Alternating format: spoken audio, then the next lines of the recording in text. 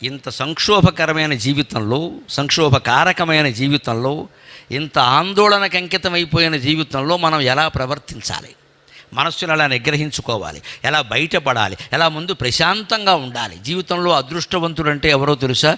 2 ప్రయోజనాలు ఉంటే వారు అదృష్టవంతులే. తిన్నది వెంటనే అరగాలి, పడుకోగానే నిద్ర పట్టాలి. ఈ 2 ఉంటే అంతకంటే అదృష్టవంతుడు ఇంకోటి లేడు. 1 గంటకు భోజనం చేసామంటే 3ంటికో 4ంటికో అరిగిపోయి కాస్త 5ంటికి మళ్ళీ ఏదన్నా అనిపించాలి కాస్త, అంటే సుఖంగా ఉన్నాడు వాడు. లేకపోతే అనిపించదో ఉదాత్తంగా ఉందంటాడు. తిన్నది వెంటనే అరగాలి. రాత్రి 10ంటికో 11ంటికో ఎప్పుడప్పుడు పడుకోవాలిగా.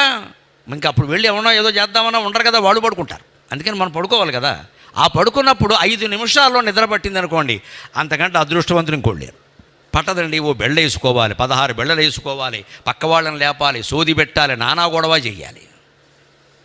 లేకపోతే అర్ధరాత్రి టీవీ పెట్టు కూర్చోవాలి. లేకపోతే వెంటనే అప్పుడు మెసేజ్లు ఏమొచ్చాయి, ఇదో దరిద్రం బయలుదేరింది వచ్చిన 1 గంటకు కూడా అప్పుడు చూసుకుని మెసేజ్ అంటే అర్ధరాత్రి స్పందించాలా? అంత అవసరమా? తెల్లారితే స్పందించకూడదు. ఈ లోపు వాడు చచ్చిపోతాడా పంపినవాడు? అంటే అనుకో అర్ధరాత్రి కూడా వెంటనే ఎందుకు స్పందించడం అవసరం మనకి అందరికీ లేదండి. నాయకులకు ఉంటే ఉండొచ్చు, మనకందరికీ లేదండి. మనమే స్పందించక్కల. నాయకులు కూడా అర్ధరాత్రి స్పందించక్కల. లోకు కావద్దండి నాయకులు, దయచేసి ప్రజలకి లోకు కావద్దండి. మీ సమయాలు మీకు ఉంటాయి, మీ ఏకాంతం మీకు ఉంటుంది, మీ కుటుంబ జీవితం మీకు ఉంటుంది. కుటుంబ జీవితాన్ని కూడా నాయకులకు నమస్కారం పెట్టి కోరుతున్న మీరు ఆస్వాదించినప్పుడే ప్రపంచానికి ఏమన్నా చేయగలరు మీరు. ఖచ్చితంగా మీ సమయం మీరు కేటాయించుకోవాలి, మీ ఏకాంతం మీకు ఉండాలి. ఎన్ని పనులు ఉండని, ఈ పదవి ఉంటే ఉండని, పోతే పోని, నా ఏకాంతం నాకు కావాల్సిందే అని ఖచ్చితంగా అరగంట సేపు జపానికి కూర్చోవలసిందే. అపూర్వమైన శక్తి వస్తుంది. రీఛార్జింగ్ ది బ్యాటరీ జపం అంటే అదండి. ఆ రీఛార్జ్ చేయాలి మనం. ఇక్కడ ఇవన్నీ ఉంటాయి పోతాయండి. ఇవన్నీ ఈ పదవులు, పీఠాలు, ఈ గౌరవాలు అన్నీ ఇలాగే ఉంటాయండి. ఈ సన్మానాలు, ఈ కుటుంబ బంధాలు, భార్య, భర్త, పిల్లలు, కొడుకులు, ధనకనక వస్తువాహన అన్నీ ఉంటాయి. ఒక్కసారి ఈ దేహంలోంచి జీవుడు వెళ్ళిపోతే ఇవన్నీ ఉన్నాయా ఆలోచించండి. తర్వాత ఏవి ఎవరికి దక్కితే మనకేమి సంబంధం అండి. ఈడ్చి బారేస్తారు. కరోనా రోజుల్లో ఎవరికి తెలియకుండా కూడా లాగేస్తారు పక్కకి, ఉంటే ప్రమాదం అని. ఈ పాటి శరీరం కోసం మనం ఏదొచ్చినా అనుభవించేది ఈ శరీరమే కదా. శరీరమే శాశ్వతం కానప్పుడు ఇవన్నీ ఏమిటండి? దానికి సమాధానం, ప్రత్యామ్నాయం భగవంతుడు చెబుతున్నాడు చాలా స్పష్టంగా. తస్మాత్ సర్వేషు కాలేషు మా మనుస్మరాయుధ్యత. అంచేత యుద్ధం చెయ్యమని కానీ చెయ్యొద్దని కానీ నీకు నేను చెప్పట్లేదయ్యా. యుద్ధం చెయ్యను అనడానికి నువ్వు ఎంచుకున్న కారణాలు ఉన్నాయా? మా వాళ్ళు కాబట్టి చెయ్యను అంటూ అది తప్పు. అందుకని యుద్ధం చెయ్యి. మరి యుద్ధం చేయాలంటే ఆందోళనలే కదండి మనసులో. మా తాతగారని, మా మేనమామని, మా అబ్బాయిని ఇలాంటి భావాలు వస్తూ ఉంటాయి కదంటే మా మనుస్మర అన్నాడండి భగవంతుడు. తస్మాత్ సర్వేషు కాలేషు మా మనుస్మర యుధ్యత. నన్ను స్మరిస్తూ యుద్ధం చేయమన్నాడు. నమ శివాయ, నమో నారాయణాయ, శ్రీమాత్రే నమః. ఇలా ఏదో ఒక నామాన్ని మనస్సులో స్మరిస్తూ మన యుద్ధం కూడా చేయించండి. ఇంట్లో పనులు చేస్తున్న వాళ్ళు, ఆఫీసుల్లో పనిచేస్తున్న వాళ్ళు ఆలోచించండి. ఒక ఫైలు కాగితాలు గుచ్చుతున్నాం, లేకపోతే ఇంట్లో చీపురు పెట్టి ఊడుస్తున్నాం, బట్టలు సర్దుకుంటున్నాం, మనసులో నమశివాయ అనలేమండి. అప్పుడు కూడా బట్ట ఇలా విసిరి చచ్చిపోతున్నాం ఉతకలేక, చచ్చిపోతున్నాం మడతట్లేక, ఏమిటో చేతులు లాగేస్తాయేమో, ఉపయోగం ఏం లేదు ఇక్కడ. ఎలాగో మడతట్టక తప్పదు కదా, అటువంటిప్పుడు ఆనందంగా మడతట్టరాదా? అందంగా మడతపెట్టు, చూసిన వాళ్ళు మెచ్చుకుంటారు.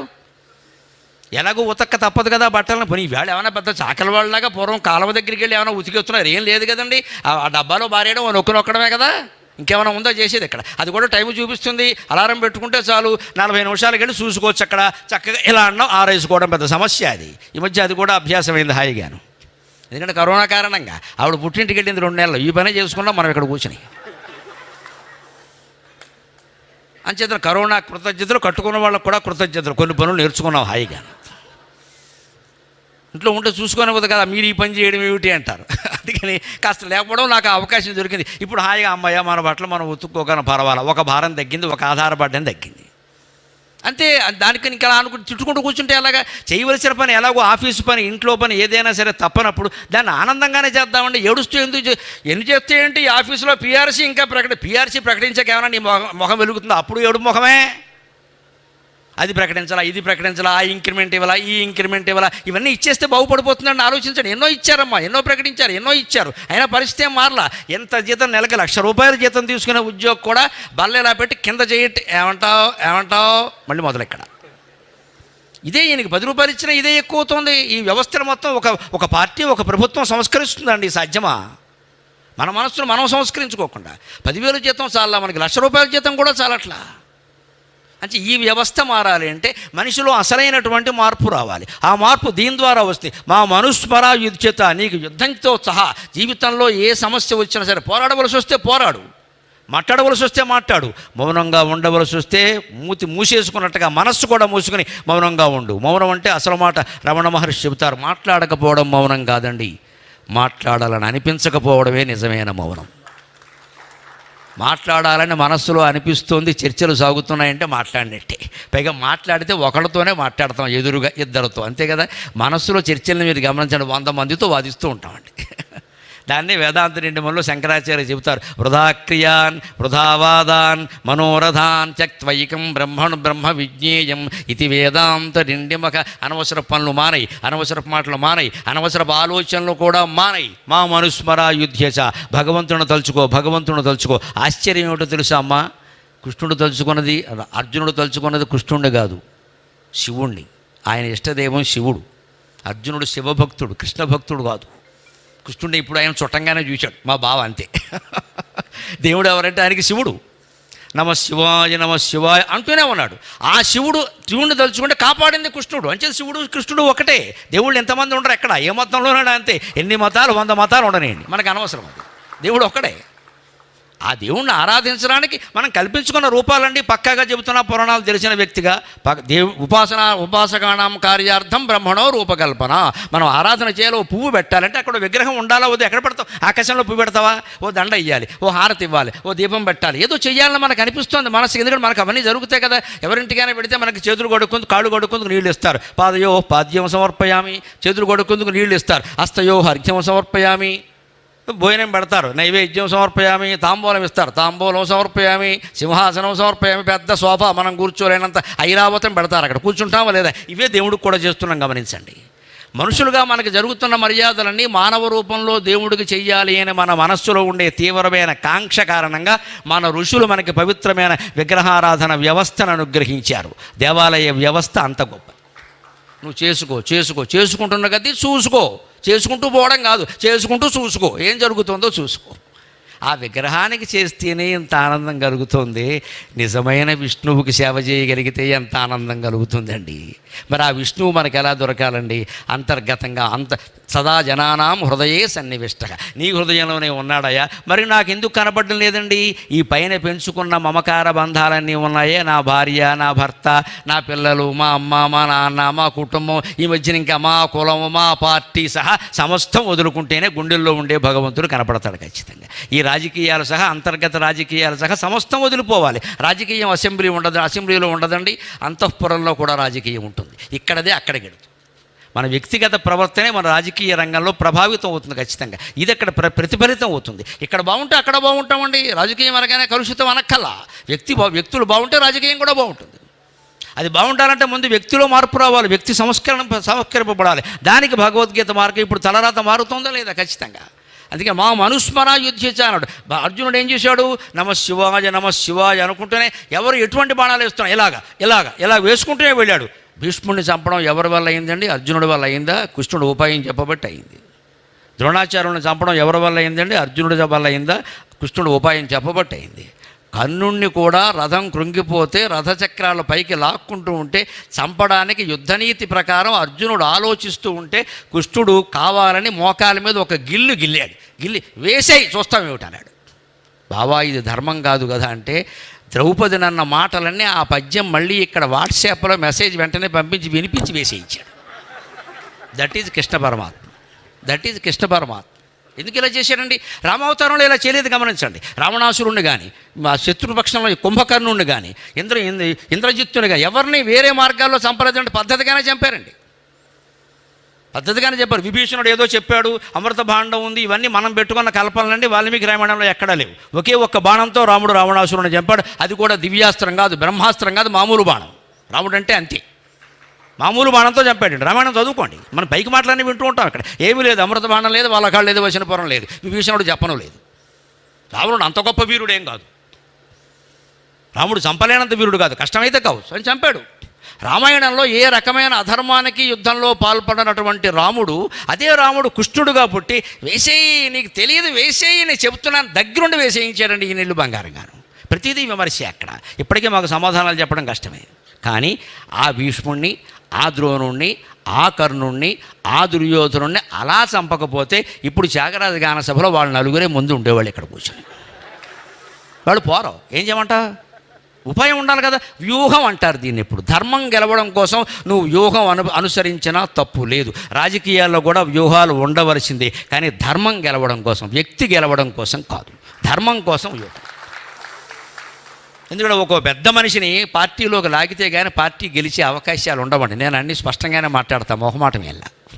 ఆ పెద్ద మనిషి మన దాంట్లోకి వస్తే కానీ మన పార్టీ గెలవదు. మన పార్టీకి ధర్మమైన సిద్ధాంతం, మంచి సిద్ధాంతం అనుకున్నప్పుడు, ఆయన్ని లాగాలి అనుకున్నప్పుడు ప్రయోగిస్తారండి. కొన్ని వ్యూహాలు ఉంటాయండి. ఎవరు చెప్తే ఆయన వింటాడు? గరికపాటి నరసింహారావు గారు చెప్పించు పర్లేదు. గరికపాటి నరసింహారావు గారు ఎలా వింటాడో, ఓ కంకణమే వింటాడేమో చూద్దాం. మరి మా లెక్కలు మాకు ఉంటాయి కదా. అంచేత ఈయన్ని పిలిపించు, ఈయనకి ఏదో సన్మానం చేయి, ఆయన ద్వారా చెప్పించు, ఆయన లాగు, మొత్తం ఇదంతా ధర్మం కోసం అయితే శ్రీకృష్ణ వ్యూహం కింద లెక్కండి. మన స్వార్థం కోసం అయితే శకుని వ్యూహం కింద లెక్క. అంచేత భారతం చెబుతోంది మనకు స్పష్టంగా, వ్యూహం చేయి, శకుని వ్యూహాలు వద్దు, శ్రీకృష్ణ వ్యూహాలు వేయి. ధర్మం కోసం వేశాడు. ధర్మం కోసం చేశాడు. నాకు ఉదాహరణ ఏమిటో తెలుసా? ఇంత ధర్మరాజు పట్టాభిషిక్తుడై 36 సంవత్సరాలు రాజ్యపాలన చేస్తే ఈ శ్రీకృష్ణుడు అన్న పెద్ద మనిషి కనీసం యాదవ కులానికి రిజర్వేషన్ కిందైనా ఒక కార్పొరేషన్ చైర్మన్ పదవి కూడా ఇవ్వలేదండి.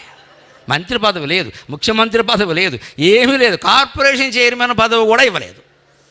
అంటే ఏమీ ఆశించకుండా ధర్మం గెలవడం కోసం శ్రీకృష్ణుడు వ్యూహం చేశాడు. రాజకీయాల్లో అటువంటి వ్యూహాలు ఉండాలి ఖచ్చితంగా. నా దేశం మారాలని నేను కోరుకుంటూనే ఈ మాట చెబుతున్నాను. శకుని వ్యూహాలు కాదు చేయాల్సింది, శ్రీకృష్ణుని వ్యూహాలు చేయాలి. ఆ వ్యూహం పనిచేస్తుంది, ఒకసారి విఫలమవుతుంది కూడా. దేవుడైనంత మాత్రం మనం తలపెట్టిన పనులు విఫలమైతే కంగారు పడిపోతాం. కంగారు పడిపోకల్లా శ్రీకృష్ణుడు కంగారు పడలా. కర్ణుడిని తీసుకురావడానికి ఎంత వ్యూహం వేశాడండి. ఆయన జన్మరహస్యాన్ని ఆయనకి చెప్పి 10 నెలలు మోసి నేను గన్న పడితే గుంతి నీవు రాధేయుడవు కావు నిశ్చయముగా. ఈ విషయం అప్పుడే చెప్పేదండి. ఇన్నేళ్ళు అయ్యాక. ధర్మరాజు కంటే పెద్దవాడు కదా. యుద్ధ సమయానికి ధర్మరాజు వయస్సు 96 ఏళ్ళండి. యుద్ధ సమయానికి ధర్మరాజు వయస్సు 96 ఏళ్ళు. కర్ణుడు ఇంకో 4 ఏళ్ళు పెద్దవాడు కదా. కనీసం 100 ఏళ్ళు నిండిన వాడికి అప్పుడు చెబుతావా నువ్వు ఈ రహస్యాన్ని? ఎందుకు చెప్పాడు? చాలామందికి తెలియక మాట్లాడతారు. అది రాజకీయ వ్యూహం కాదండి. వాడిని ఉండవు లాక్కొద్దాం, వీడు బలం పెరుగుతుంది, లేదా కర్ణుడిని గెలవలేక కాదండి. పరమాత్మకు ఆ విషయంలో సంబంధం వల్ల 1000 మంది భీష్ములు, 10,000 మంది ద్రోణులు, 100,000 మంది కర్ణులు ఏకమైనను పార్థు చేతిలో చచ్చువారే అని ప్రతిజ్ఞ చేశాడు కృష్ణుడు. ఖచ్చితంగా ధర్మం గెలుస్తుందని, అందరినీ గెలవగలడు. కానీ ఎందుకు చేశాడు అంటే, కర్ణుడు ఈ పక్షానికి వస్తే యుద్ధమే ఆగిపోతుంది. శాంతి ప్రియుడు పరమాత్మ, అందుకోసం యుద్ధాన్ని ఆపే ప్రయత్నం చేశాడు. యుద్ధ రంగంలో చేయలేదు ఆ పని. భగవద్గీత కంటే చాలా ముందే కర్ణుడి దగ్గరికి వెళ్ళి బతిమాలాడు. తాను బతిమాలని వెనకపోతే మాతృభాష్యం ప్రయోగించాడు. కుంతిని కూడా చెప్పాడు. కుంతి అంది పాపం, సిగ్గు ఎగ్గు లేకుండా నేను ఎలా అడుగుతానయ్యా, కడుపున బిడ్డని ఎవరికైనా కుమారుడు కలిగితే నా బంగారు కొండే అంటారే. నా బంగారు కొండను నిజంగా బంగారపు కవచ కొండలాలతో పుట్టినవాడు నా చేత్తో నేను నీటిలోకి తోసేశాను. ఇవాళ ఏ మొహం పెట్టుకుని కొంగు పట్టుకుని నా కొడుకు అయ్యా నేను అడుగుతా, వాడు తిడితే నా దగ్గర సమాధానం ఏముంది అంటే, అత్త తప్పది కానీ తప్పదది. ఇది కలియుగం రాబోతోంది, ద్వాపర యుగం. నేను చెప్పినట్టు చేయని చెప్పాడే, అంతే చెప్పాడు. అది వ్యూహం, అది ప్రయోగించాడు. కుంతి విఫలమైంది, కృష్ణుడు విఫలమయ్యాడు. కానీ కృష్ణుడు ఏడుస్తూ కూర్చోలేదు ఇక్కడ. కర్ణుడిని పిలిస్తే రాలేదా, కర్ణుడిని శపిస్తా. అహంకారం మమకారాలకు దూరంగా ఉండడం అంటే ఇదే. ఆయన ధర్మానికి ఆయన కట్టుబడ్డాడండి. కర్ణుడిని అనడానికి వీలేదండి. ఆయన మిత్రధర్మానికి, స్నేహధర్మానికి ఆయన కట్టుబడ్డాడు. మంచో చెడ్డో అచ్యుత నేను నిర్ణయించుకున్న ఈ పక్షానే ఉంటాడు. శాశ్వతంగా జీవితం అంతా పార్టీ మారని వ్యక్తి కర్ణుడు. అందుకని ఆయనకి నమస్కారం చేయాలి. మంచో చెడ్డ ఒకటి నిర్ణయించుకున్నాడు. ప్రాణం అందులోనే పోవాల్సిందే, ఈ జెండా కింద చావాలి అంటూ ఉంటారు కొంతమంది. అటువంటి నిజాయితీ అండి. ఆ రాజకీయం అక్కడ ఉందండి. దాన్ని గౌరవించి కృష్ణుడు వెనక్కి వచ్చాడు, కానీ ఏమి మాయోపాయాలు చేయలేదు. ఇంకా వదిలేశాడు ఆ విషయాన్ని. ఇలా మనం జీవితంలో సాధ్యం కాని విషయాలు వదిలేయాలి. కానీ ఎందుకు అవదో ఏమీ అవ్వదు. బీపీ వస్తుంది, కడుపు నొప్పి వస్తుంది, ప్రాణం కూడా పోతుంది. వదిలేవలసిందాన్ని వదిలేయాలి. అక్కడ సాధ్యం కాదు, వదిలే వ్యూహం వేసుకో. ధార్మికమైన వ్యూహాలు మాత్రమే వేయాలి. అప్పుడు అది ఖచ్చితంగా గెలుస్తుంది. అందుకే ఈ నమశివాయ మంత్రాన్ని నిరంతరం జపిస్తూ యుద్ధం చేయడం వల్ల కర్ణుడికి అర్జునుడి దొరికిన రక్షణ చూడండి. కర్ణుడు 17వ రోజుని నాగాస్త్రం వేశాడు. నాగాస్త్రం, దానికి విరుగుడు అర్జునుడి దగ్గర లేదు. నిజానికి నాగాస్త్రం దివ్యాస్త్రం, మామూలుది కాదు. అది వేశాడు, దానికి విరుగుడు లేదు అర్జునుడి దగ్గర. లేకపోతే అర్జునుడు ఏం చేస్తున్నాడు, ఏవో బాణాలు వేస్తున్నాడు. బావా అంటాడు. నువ్వు స్మరించు, మా మనుస్మరా యుద్ధత, నేను చూసుకుంటా అన్నాడు. ఆయన నమశివాయ అంటూనే ఆయన యుద్ధం చేస్తూనే ఉన్నాడు. కృష్ణుడు ఏం చేశాడు, ఒక అడుగు రథాన్ని కిందికి నొక్కాడు, రథాన్ని కాలితో నొక్కాడు. ఒక అడుగు కిందికి దిగింది, రథం భూమిలో కృంగినట్టు అయింది సరిగ్గా.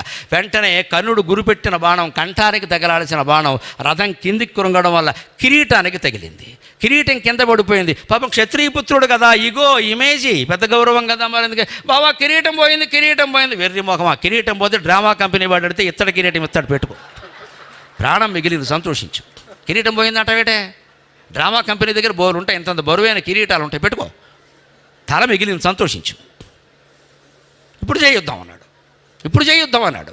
అది కృష్ణుడు, అది తీడతాడు ఖచ్చితంగా. లేక ప్రార్థించిందేమో శివుణ్ణి, కాపాడిందేమో కృష్ణుడు. మనం అనవసరంగా మతాల మధ్యలో భేదం పెట్టుకుంటున్నాం, విగ్రహాల మధ్యలో కూడా భేదం పెట్టుకుంటున్నాం. శైవులు అంటారు, వైష్ణవులు అంటారు, రకరకాలు అంటారు.